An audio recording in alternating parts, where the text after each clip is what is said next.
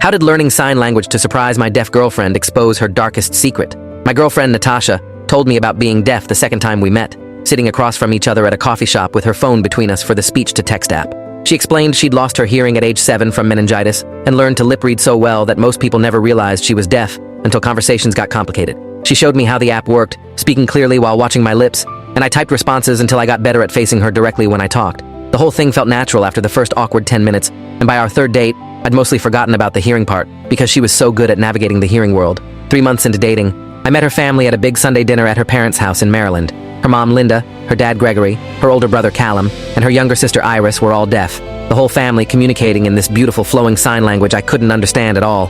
They were patient with me, writing notes on a whiteboard and typing on phones, but I felt completely left out watching them sign to each other across the dinner table. Natasha translated some things for me, but I could tell she was exhausted by the end of the night from bouncing between 2 languages. On the drive home, she apologized for how tiring the dinner must have been for me, and I told her honestly it wasn't tiring, just frustrating that I couldn't be part of the conversations happening right in front of me. That night, I started researching ASL classes in our city and found a community college program that met Wednesday evenings and Saturday mornings. The instructor was a CODA, which I learned meant Child of Deaf Adults, and she'd grown up signing before she could speak English. I enrolled without telling Natasha because I wanted it to be a surprise, imagining her face when I suddenly started signing at the next family dinner. The first class was humbling because my hands felt clumsy and stupid trying to form the shapes, and my brain couldn't process the grammar, which was completely different from English. But I kept showing up, practicing alphabet fingerspelling during my commute, and watching ASL videos on YouTube before bed. Wednesday evenings became my secret project, telling Natasha I had a work thing or plans with friends while actually sitting in a classroom learning to sign colors and animals and basic phrases. After 6 weeks, I could introduce myself and ask simple questions, my hands still moving too slowly, but at least forming recognizable signs. My instructor, Delilah, was encouraging but honest, telling me it would take years to become truly fluent, but that Natasha would appreciate the effort even at my beginner level. I started watching deaf YouTubers and following deaf TikTok creators, absorbing not just the language but the culture and the community that came with it. By month 3, I could follow simple conversations if people signed slowly, though my receptive skills were way better than my expressive ones. My hands still fumbled when I tried to sign, but I could understand maybe 60% of what I saw if I focused hard. Delilah suggested I start attending deaf events to practice in real situations, so I found a deaf coffee chat that met Friday mornings at a cafe downtown. I showed up terrified the first time, ordered my coffee and fumbling signs, and sat in the corner watching deaf people sign to each other with this casual fluency I desperately wanted. A guy around my age named Isaiah noticed me struggling and came over, asking in slow signs if I was learning ASL. I signed back that my girlfriend was deaf, and I wanted to surprise her, and he smiled and introduced me to his friends. They were patient with my terrible signing, correcting my hand shapes and teaching me slang that Delilah never covered in class. Every Friday morning, I'd show up and spend an hour immersed in sign language, my brain exhausted but happy by the end. Natasha asked once why I was so tired on Friday mornings, and I blamed it on bad sleep, while internally feeling guilty about the lie. But I told myself it was a good lie, a surprise that would make her happy when I finally revealed it. Probably at her birthday dinner in 2 months, when her whole family would be there to witness it. Month 4 of learning ASL, I was getting comfortable with basic conversations, and could understand chunks of what I saw even when people signed at normal speed. Delilah introduced me to classifiers and directional verbs, the advanced grammar that made ASL its own complete language instead of just English on hands. I practiced constantly, signing to myself in the car and at home when Natasha wasn't around, my muscle memory slowly improving. She noticed my hands moving sometimes and asked what I was doing, and I'd make up something about a nervous habit or stretching my fingers from too much computer work. The lies were piling up, but I kept telling myself it was worth it for the eventual surprise. Friday coffee chats became the highlight of my week, and Isaiah invited me to a deaf game night at his apartment. I showed up nervous and spent 3 hours playing Cards Against Humanity in ASL, laughing so hard I cried when someone made a joke I actually understood without anyone translating. These deaf people had welcomed me into their community and were teaching me not just their language but their way of seeing the world, and I felt honored to be included even as a hearing person stumbling through their language. Isaiah's roommate, a deaf woman named Piper, asked me about Natasha and seemed genuinely happy that I was learning for her. She said it was rare for hearing partners to put in this kind of effort, and that Natasha was lucky to have me. Month 5, and I was dreaming in sign language sometimes, my brain finally processing it as real language instead of just memorized gestures. Delilah said I was progressing faster than most students, probably because I was practicing outside class and immersing myself in the deaf community. She taught me the difference between ASL and signed English, explaining that true ASL had its own grammar and syntax that didn't follow English rules at all. I started thinking in ASL grammar, understanding why deaf people structured sentences the way they did, and my signing became more fluid and natural. Natasha's birthday was coming up in 3 weeks, and I'd planned the whole reveal. I'd signed to her family at dinner, surprising everyone with months of secret study. I imagined her parents' faces, Gregory and Linda watching me sign, realizing I'd committed to truly joining their world instead of expecting Natasha to live entirely in mine. I bought a new shirt for the dinner and practiced my introduction speech in front of my bathroom mirror, refining the hand shapes and facial expressions that were such a crucial part of ASL grammar.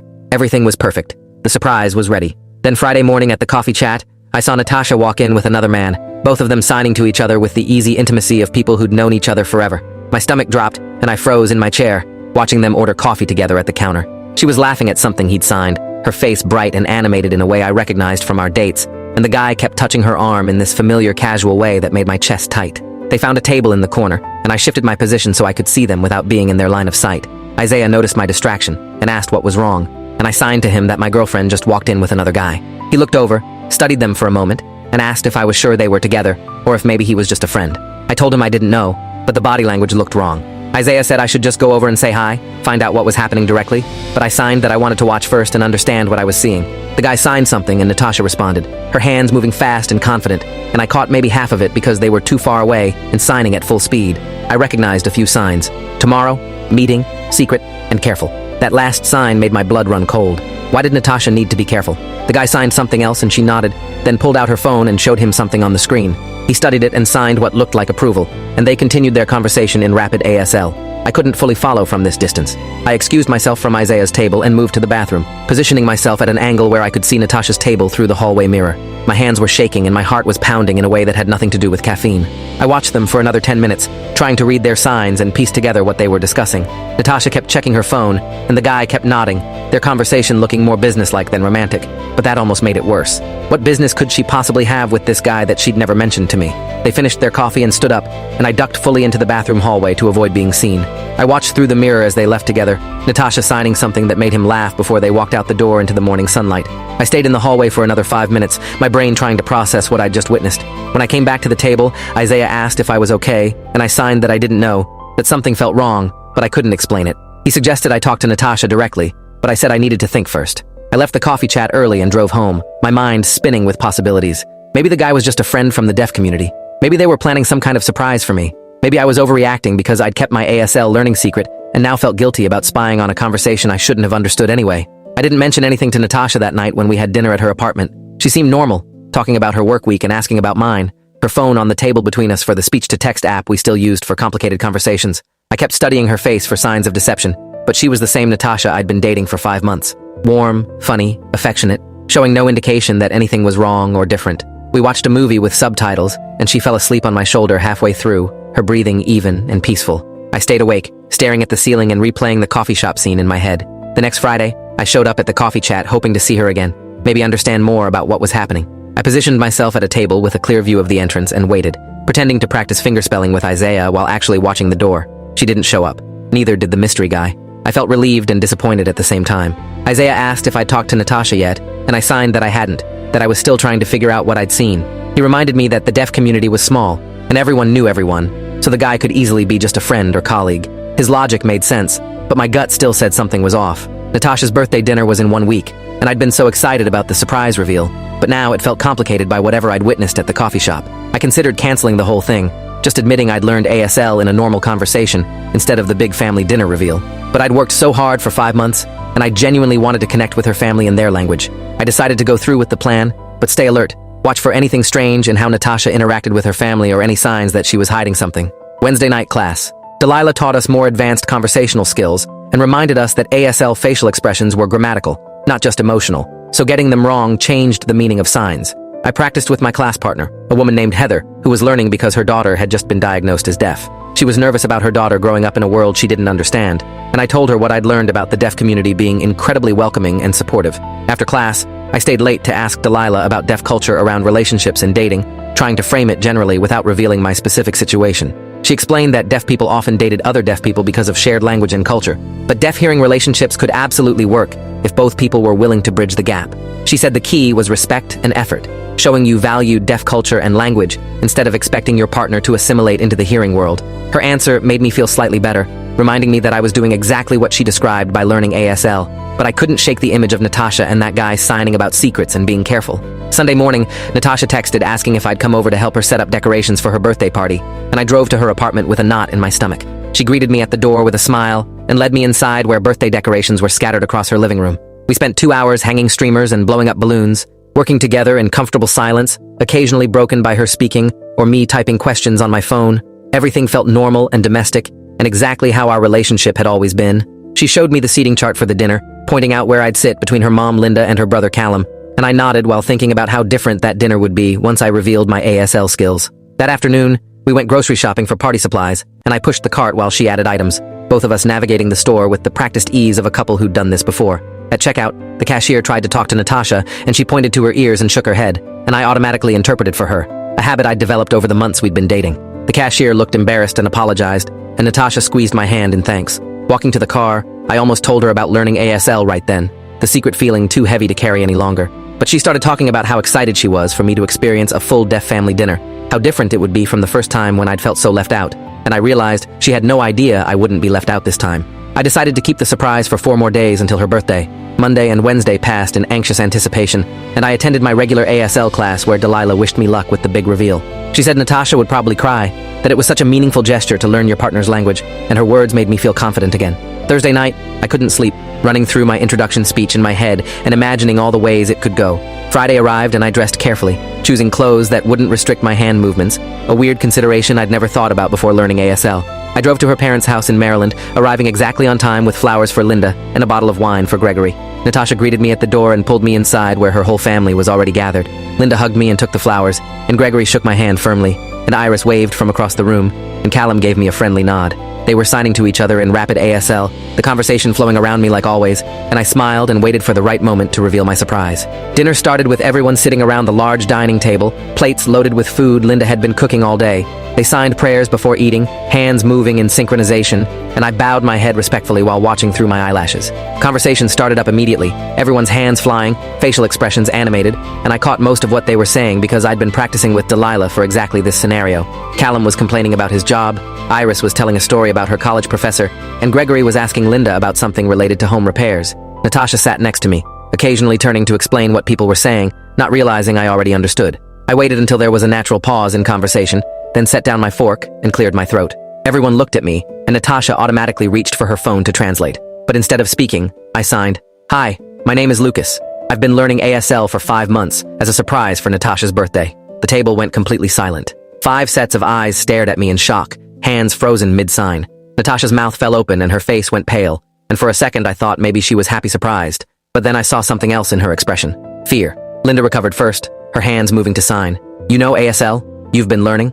I signed back. "Yes, for 5 months. I wanted to be part of the family conversations." Gregory signed something to Linda that I couldn't quite catch because he was looking at her instead of at me, and she responded with a quick sign that looked like problem or careful. Callum's expression had gone neutral and hard, and Iris looked between her parents and Natasha with growing concern. The energy at the table had shifted completely from the warm family dinner I'd expected to something tense and uncomfortable. Natasha found her voice and said out loud, That's really sweet, Lucas. I had no idea." But her hands were shaking and she wouldn't meet my eyes. I signed to her. "I wanted to surprise you. I've been going to classes and deaf coffee chats, practicing every day." The word coffee chats made her face go even paler, and I knew in that moment that she'd realized I might have seen her there last Friday. She signed something to her family that I didn't fully catch, her hands moving too fast and at an angle away from me. But I caught the signs for problem and didn't know and need to talk. Her parents exchanged loaded looks, and Callum signed something sharp to Natasha that made her flinch. I sat there feeling like I'd walked into the middle of a conversation I wasn't supposed to hear. Everyone signing around me and occasionally to me, but clearly having parallel discussions I couldn't completely follow. Finally, I signed. "Did I do something wrong? I thought you'd be happy." Linda's face softened and she signed. "We are happy you learned. It shows respect." But she trailed off and looked at Gregory, who took over signing. "There are things about deaf culture and our family you don't understand yet. Private things." I signed back. "I understand some things are private. I'm not trying to intrude. I just wanted to connect with you all." Iris signed something that included the word boyfriend and pointed at Natasha, and Natasha signed back sharply, her face getting red. I was missing pieces of the conversation, the signs flying too fast and my receptive skills not good enough to catch everything. Callum stood up abruptly and signed something about needing air, then walked out to the back porch. The awkward silence stretched on, everyone picking at their food without eating, the birthday celebration thoroughly ruined by my surprise. Natasha finally turned to me and spoke out loud. "Can we talk outside?" I nodded and followed her through the sliding glass door onto the back porch where Callum was pacing. Callum looked at us and signed to Natasha. "You have to tell him. Now. Before this gets worse." Natasha signed back. "I don't want to. Not like this." I interrupted, signing. "Tell me what?" They both stared at me, and I could see them recalculating what I might have understood of their private conversation.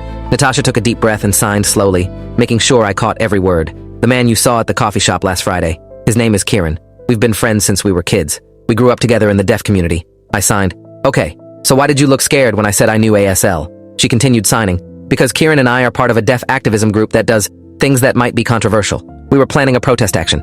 Nothing illegal. But we didn't want anyone to know about it beforehand. I signed. Why would you hide that from me? Natasha signed. Because hearing people don't always understand deaf activism. They think we're being too aggressive or making too much noise, which is ironic. We're planning to occupy the main administration building at Gallaudet University next month to protest their new hearing president. I signed. That's what you've been meeting secretly about? Protest planning? She nodded, but there was something else in her expression that didn't quite fit. Callum signed. Show him the rest. He'll find out anyway if he's going to deaf events. Natasha's hands hesitated. Then she pulled out her phone and showed me a group chat called Deaf Liberation Front, with about 20 members. I scrolled through messages, my ASL reading skills translating the English text from deaf people discussing strategy, logistics, and something about the hearing boyfriend being a security risk. That phrase stopped me cold, and I looked up at Natasha. She signed, some people in the group don't trust hearing people, even hearing people who learn ASL. They think you might tell the university administration about our plans. I signed, I would never do that. Why would I sabotage something important to you? She signed, I know you wouldn't, but they don't know that. Kieran has been vouching for you, saying if you learned ASL for me, you must really care about deaf issues, but others are skeptical. I felt hurt and confused. Reading through more messages where deaf activists debated whether dating a hearing person made Natasha less committed to the deaf community. One person wrote, hearing partners always claim to understand, but they report us to authorities when things get real. Another wrote, she should date deaf, it's safer. Natasha took her phone back and signed, I love you, but I also love my community and our activism. I've been trying to balance both, keeping you separate from that part of my life, because I was afraid you'd either try to stop me or accidentally reveal our plans. I stood there processing this information while Callum watched us both carefully. Finally, I signed. I wouldn't stop you from protesting or fighting for your rights. I might not understand everything about deaf oppression, but I respect that it's your fight to fight. Natasha smiled weakly and signed. That's what I told them, but they wanted proof. That's why I've been spending more time with Kieran, showing the group I'm still committed, still part of the community, even while dating you. I signed. You don't have to prove that. You're deaf. You're always part of the community. She signed. It's complicated. Some deaf people think anyone who dates hearing people is betraying deaf culture. Like we should only date other deaf people to keep the culture pure. The concept disturbed me. This idea that love had to stay within cultural boundaries. I signed. That's like saying I can only date hearing people. It's wrong. Natasha signed. I agree, but not everyone in the community agrees. That's why I was being careful. We went back inside, and the dinner continued awkwardly. Everyone now aware that I could understand their signing, which changed the dynamic completely. Linda tried to restart normal conversation, asking me about work and sign, and I responded in my stilted ASL, hyper-aware of every grammatical mistake. Gregory asked how I'd learned so fast, and I explained about classes and deaf coffee chats and YouTube videos, leaving out the part where I'd seen Natasha there. Dessert came and we sang Happy Birthday in ASL, hands moving to the rhythm instead of voices, and Natasha blew out candles while her family signed applause. The evening ended earlier than planned, everyone claiming tiredness, and I drove Natasha back to her apartment in thick silence. Inside, she collapsed on her couch, and I sat next to her, neither of us knowing how to start the conversation we needed to have. Finally, she spoke out loud. I'm sorry I didn't tell you about the activism. I should have trusted you. I responded by signing, wanting to practice, and also wanting her to see I was committed. You should have. I would have supported you. I do support you. She signed. The protest is happening 3 weeks from now. We're going to occupy the admin building for 24 hours, or until they agree to meet our demands about deaf leadership and ASL requirements for all university staff. I signed. What can I do to help? She looked surprised, her hands pausing before signing. You'd help us? Even though you're hearing? I signed. Of course. This is important to you and your community. Just tell me what you need. She smiled, real warmth returning to her face, and signed, the group meeting is tomorrow night. Come with me. Meet everyone officially. Show them you're trustworthy. I agreed, though my stomach nodded thinking about walking into a room full of deaf activists who'd been debating whether I was a security risk. Saturday evening, we drove to Kieran's apartment where the Deaf Liberation Front meeting was happening. I was nervous, my hands sweating as we climbed the stairs to the 3rd floor. Natasha squeezed my hand and signed, just be yourself. Answer their questions honestly. They'll see you're good. The apartment was packed with deaf people, maybe 15 of them, all signing in rapid conversations that I couldn't fully follow. Kieran answered the door and studied me carefully before signing. So you're Lucas, the hearing boyfriend who learned ASL. I signed. Yes, nice to meet you officially. He nodded and let us in, and conversation stopped as everyone turned to look at me. Natasha introduced me, signing my name and explaining I'd been learning for 5 months. A woman named Simone signed, why did you learn? What's your real motivation? I signed, to connect with Natasha and her family, to show respect for deaf culture. Simone signed, lots of hearing people claim to respect us, then they call the cops when we fight for our rights. I signed, I'm not like that. I believe in your right to protest and fight for deaf leadership. Another man, whose name I didn't catch, signed, can you interpret for us if we need hearing communication during the protest? I signed, yes, if that would help. They exchanged looks, signs flying between them too fast for me to follow completely, debating something about trust and security. Kieran finally signed, okay, you can help with logistics, but you don't get to know all the details until right before. Security precaution. I signed, I understand. The meeting continued for 2 hours, discussing supplies needed, communication plans, media strategy, and what to do if police showed up. I sat quietly watching, understanding maybe 70% of what was signed, occasionally asking Natasha to clarify things I missed. The passion in the room was incredible. Everyone so committed to fighting for deaf rights and representation, and I felt honored to witness it, even as an outsider. Near the end, Simone signed to me, "If you betray this group, if you tell anyone about our plans, you'll destroy Natasha's reputation in the deaf community forever. She's vouched for you. Don't make her regret it." The threat was clear, and I signed back, "I won't betray anyone. You have my word." She held my gaze for a long moment before nodding. After the meeting, Natasha and I sat in my car outside Kieran's building. She signed, "Thank you for coming, for being respectful. I know it was intimidating." I signed, "They have every right to be cautious. Hearing people have betrayed deaf activists before." She signed, "Yes, many times. That's why trust is hard." I signed, "I'll earn it, however long it takes." She leaned over and kissed me, her hands coming up to hold my face, and when we broke apart, she signed, "I love you. I'm sorry I kept this secret." I signed, "I love you too. No more secrets?" She hesitated before signing. "There's one more thing I need to tell you." My stomach dropped, wondering what else could possibly be hidden. She signed, "The protest isn't just about the new president. It's also about the university's refusal to hire deaf faculty. Last year, they passed over 3 qualified deaf professors to hire hearing people who don't even know ASL. The deaf community is tired of being excluded from leadership in our own institutions." I signed, "That's terrible. No wonder you're protesting." She signed, "The university knows we're planning something. They've increased security and threatened to expel students who participate. Some people in our group have already been called in for meetings with administration. They're trying to scare us into backing down." I signed, "Are you scared?" She signed, "Terrified, but also angry. We have to fight, even if it costs us." I took her hand and signed with the other. "I'll be there with you, whatever happens." The 3 weeks before the protest passed quickly, filled with planning meetings and supply gathering and media preparation. I attended every meeting, gradually earning trust by showing up consistently and keeping my mouth shut about details. Simone started asking my opinion on things, and Kieran invited me to a deaf game night. And slowly, I was becoming less of an outsider, more of an ally. Natasha seemed lighter, no longer carrying the weight of keeping her activism secret from me, and our relationship deepened as I became part of this important aspect of her life. The night before the protest, I couldn't sleep. Natasha stayed over at my apartment, and we lay in bed signing to each other in the dark, her hands catching the streetlight coming through the window. She signed, "Whatever happens tomorrow, I want you to know this meant everything. You learning ASL, you supporting the protest, you becoming part of the community.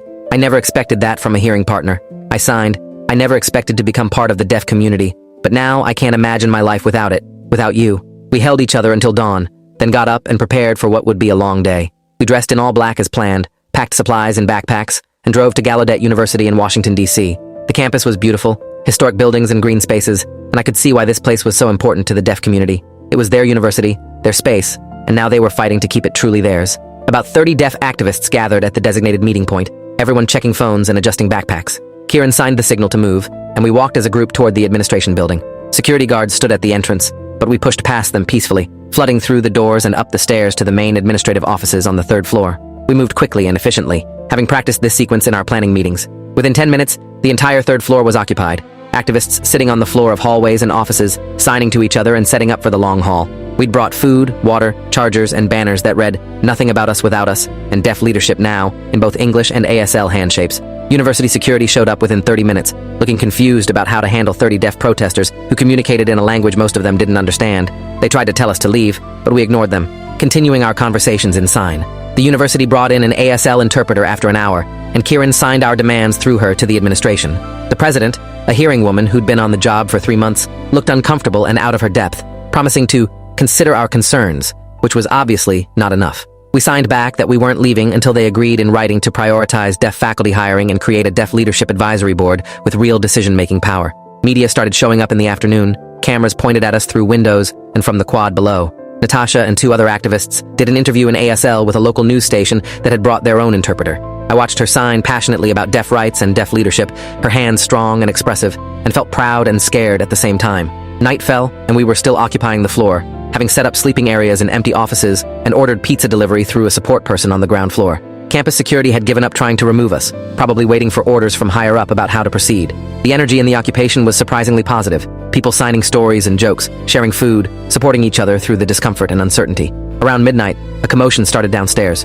I heard shouting in English and felt vibrations through the floor that suggested many people moving. Kieran checked his phone and signed, "Counter-protesters." Hearing students angry were disrupting campus. We all moved to the windows and saw maybe 50 students below holding signs that said, "End the occupation," and "You don't speak for all deaf people." Some of them were yelling, and though I couldn't hear it through the glass, I could see their aggressive body language. Natasha's face fell as she read their signs, and she signed to me. Some deaf people disagree with our tactics. They think we should work within the system instead of protesting. I signed, "You can't please everyone. This protest is important." She nodded, but looked hurt by the deaf counter-protesters who felt like betrayal from within the community. The night dragged on with little sleep, all of us alert for any sign that university administration might cave to our demands, or that police might be called to forcibly remove us. Morning came with news vans parked on the quad and national media picking up the story. The occupation had become a big deal, trending on social media and sparking debates about deaf rights and university governance. I scrolled through Twitter on my phone and saw both support and criticism, people arguing about whether the protest was justified or whether we were being too extreme.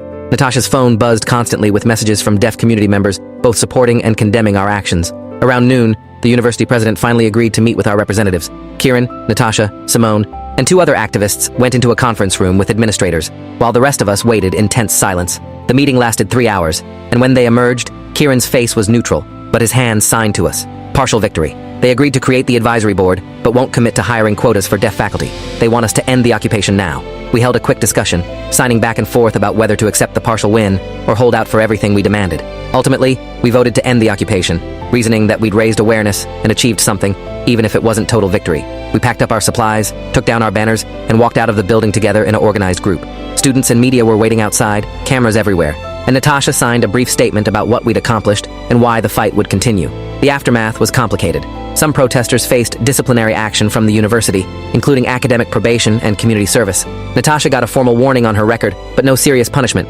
probably because she'd been one of the more moderate voices in the group. The deaf community itself was divided, some praising the protest as necessary action, while others criticized it as too radical. Natasha struggled with the backlash from deaf people who thought we'd hurt the cause more than helped it. She spent hours on video calls with deaf friends and community members, signing arguments and explanations, trying to defend our choices. I could only watch and offer support, knowing this was her fight in her community, and I was still an outsider despite my ASL skills. 2 weeks after the protest, Natasha and I were having dinner at a deaf restaurant in DC when she suddenly stopped eating and signed, "I need to tell you something about my family." My stomach dropped, wondering what else could possibly be hidden. She signed, "My parents weren't completely honest about why they were uncomfortable when you revealed you knew ASL." I signed, "What do you mean?"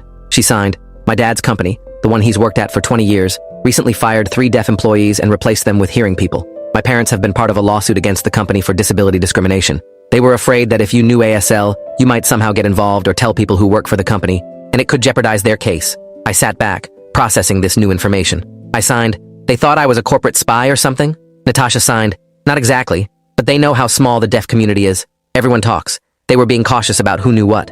I signed, "I would never do anything to hurt your family's lawsuit." She signed, "I know. I told them that, but they're paranoid because the company has been really aggressive about trying to shut down the lawsuit, threatening the plaintiffs, trying to dig up dirt on them, making their work lives miserable." I signed, "That's horrible. What can I do to help?" She signed, "Just be patient with my family. Let them see over time that you're trustworthy. They'll come around." But as I signed my agreement, I couldn't shake the feeling that there were still layers to this situation I didn't fully understand. The deaf community's wariness of hearing people ran deeper than I'd realized, rooted in generations of discrimination and betrayal. Learning ASL had given me access to their language, but not automatic trust, and I was starting to understand that trust would take years to build, not months. The next deaf coffee chat I attended, I felt the shift in how people treated me.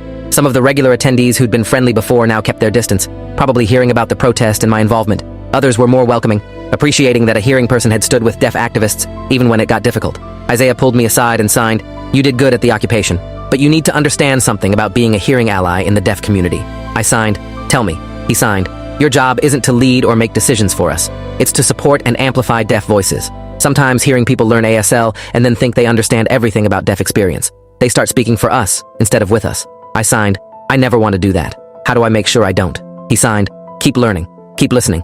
And when deaf people correct you or tell you you're wrong about something, accept it without getting defensive. That's the difference between real allies and performative ones." His words stuck with me, and I thought about them constantly over the following weeks. I continued attending ASL classes, now in advanced level with Delilah, and joined more deaf community events, always trying to be helpful without being intrusive. Natasha's family slowly warmed up to me again, seeing that I'd kept their secrets and supported their daughter through the protest. Linda invited me to family dinner again 2 months after the birthday disaster, and this time the energy was completely different. They included me in conversations, signed directly to me instead of through Natasha, and Gregory even told a joke that required understanding ASL puns, testing whether I'd progressed enough to get it. I did, and everyone laughed when I signed back my own terrible deaf pun in response. 6 months after learning ASL, I felt more comfortable in the deaf community than I ever imagined possible. I'd made genuine friends, Not just Natasha's friends, but my own connections with deaf people who valued me as an individual. I volunteered with a deaf youth program, helping teach hearing parents basic ASL so they could communicate with their deaf children. The work was meaningful, watching hearing parents cry when they signed "I love you" to their deaf kids for the first time without needing an interpreter. Natasha's activism continued, though in less dramatic forms than the occupation. She joined the deaf advisory board the university had created, pushing for the changes they'd promised but hadn't implemented. She invited me to some meetings as an observer, and I watched her fight in ASL for deaf rights and representation, her hands powerful and precise. I understood maybe 85% of the fast-paced discussions now, my receptive skills having improved dramatically through constant immersion. But I also understood that I would never fully understand what it meant to be deaf, to live in a world designed for hearing people, to constantly fight for basic accommodations and respect. That understanding, that recognition of my limitations as a hearing person, was maybe the most important thing I'd learned alongside ASL. One night, lying in bed signing to each other in the dark like we often did now, Natasha asked me, "Do you regret learning ASL? All the complications it brought?" I signed, "Never. Learning ASL gave me you, your family, your community. It showed me a whole world I didn't know existed. The complications were worth it." She signed, "Even when you learned we didn't trust you at first?" I signed, "Especially then. It taught me about earned trust versus assumed trust, about being a real ally versus a performative one." She smiled and signed, "You're getting wise in your old age." I signed, "I'm learning from the best people."